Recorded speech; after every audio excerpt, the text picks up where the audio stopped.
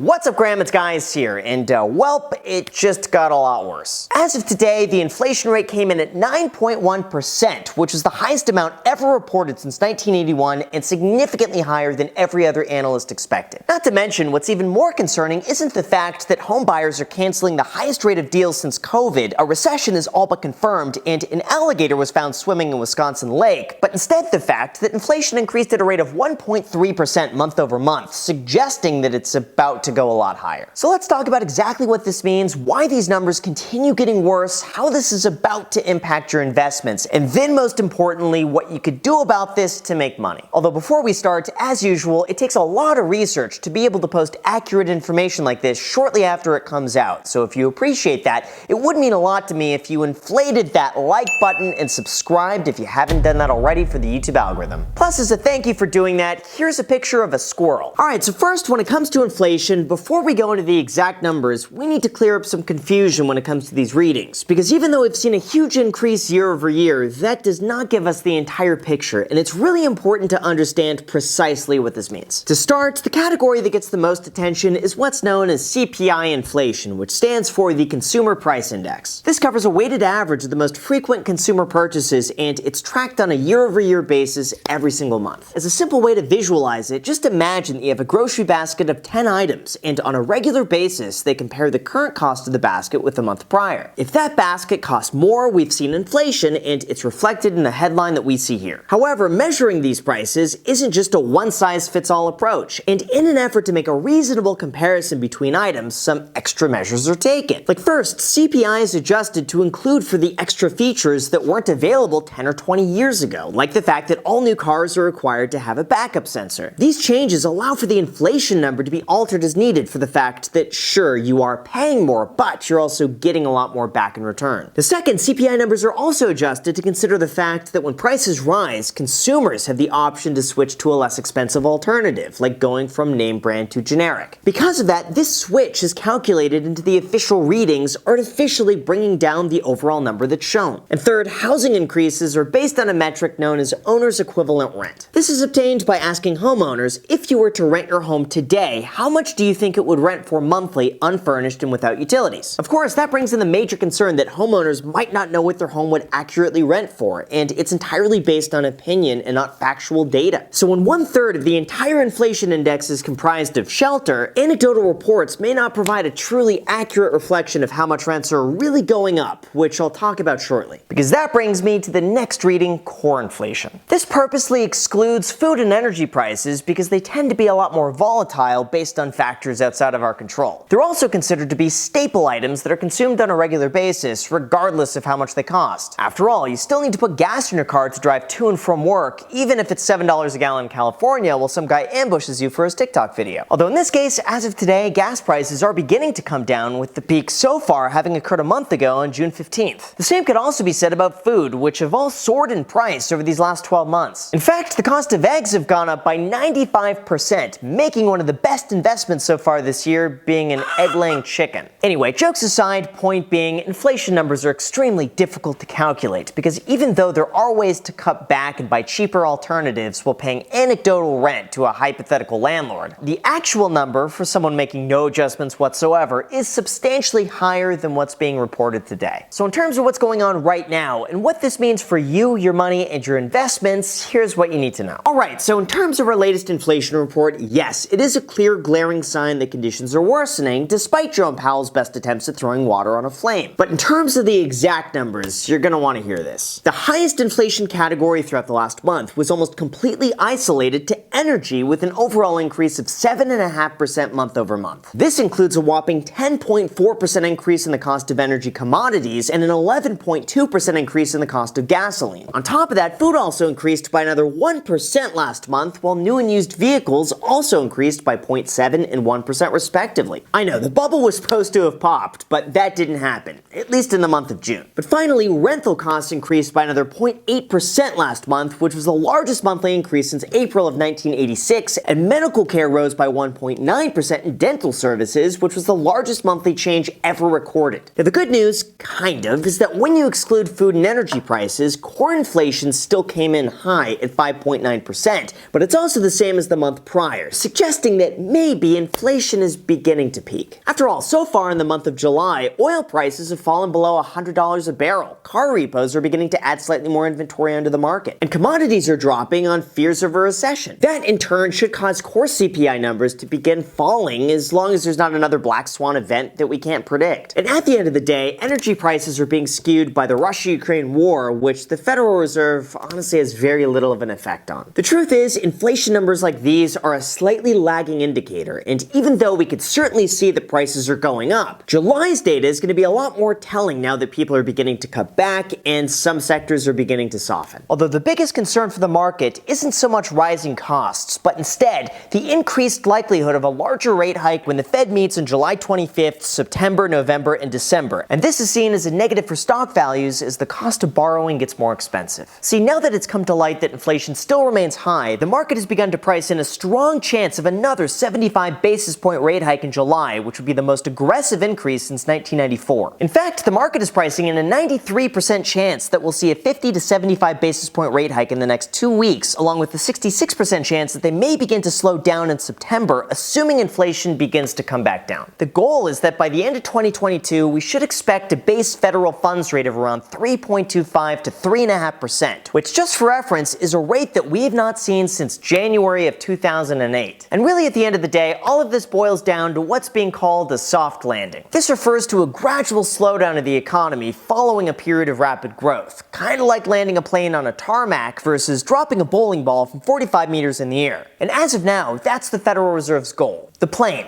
Not the bowling ball, in case you were confused. Anyway, in a perfect world, the Federal Reserve could slowly raise interest rates, inflation gradually begins to decline, and the economy moves on like nothing has happened. But so far, the Federal Reserve doesn't exactly have the best track record. As you can see, out of the last 13 previous rate hike cycles, 10 of them have preceded a recession. And as Fannie Mae concludes, we're more likely to see what they call a hard landing right as the Fed signals that they're about to be much more aggressive than they have been in the past. In fact, a New York Fed model recently put the chance of a recession at 80%, while inflation lasts harder, better, faster, stronger than anticipated. Hey, that was a Daft Punk reference for anyone who didn't get the joke. Anyway, the risk at this point is that with the economy slowing down, prices increasing, and asset values falling, Americans have begun to spend more of their rainy day fund, with the personal savings rate having just recently fallen to 5.4%, the lowest it's been in almost 10 years. This general economic worry is the same reason why 15% of home deals are now being canceled while Americans cut back on spending and face the repercussions of higher interest rates. With real estate, for example, many builders pre-approve their buyers based on the interest rates at the time that they start construction. However, now that mortgage rates have increased, many of those buyers can no longer afford the payments, and they have no other choice other than to back out. As a result, builders are beginning to do the unthinkable. That's right, they're starting to negotiate and offer incentives to keep buyers in the deal. A Barclays analyst even said that a read of agent responses suggests that demand may no longer be exceeding supply, giving buyers the upper hand to potentially get a property at a discount. You hear that, millennials? In the bigger picture, though, the good news is that according to the New York Fed, most Americans believe that inflation will soon begin to come down, with the 3-year expectations returning to just 3.6%. Beyond that, though, in terms of what we end up actually seeing, in the short term, it's the equivalent of a coin toss. No one knows the full scale of what's to come, how soon inflation will decline, if we see a stagflationary debt crisis, or if we get better than expected news. The truth is, these inflation readings are constantly evolving, and the Federal Reserve is going to do anything they can to protect the employment rate while also doing their best to bring down inflation without hurting the economy. No, that doesn't mean they're going to be looking over your SPY call options to make sure they print tendies, but it does mean that there is a chance of collateral damage, and that needs to be considered, especially when the unemployment rate is near historic lows. However, let's be real, if you own stocks and you intend to hold them for at least another few decades, then who cares if they drop in price? You should see this as it's a Black Friday deal. Now is a chance to continue buying normally at cheaper prices and save some money. If prices then drop even further, then just continue buying as normal and don't change your strategy. If anything, the higher the market goes, the fewer stocks your money buys you. So by reframing the way you view market fluctuations, you'll be able to come out ahead a much more profitable investor long term. This is the only not financial advice I will ever say, and it's what I personally follow. Not to mention, based on every piece of factual research that we have available to us, this is the most profitable way that almost everyone can invest over the next 20 years. Everything else is a shot in the dark. Oh, and also don't forget, the most important thing through this entire video is just this: Costco's not going to be raising the price of their hot dogs, so at least that's good news. So with that said, you guys, thank you so much for watching. Also, feel free to add me on Instagram. Thank you so much for watching, and until next time.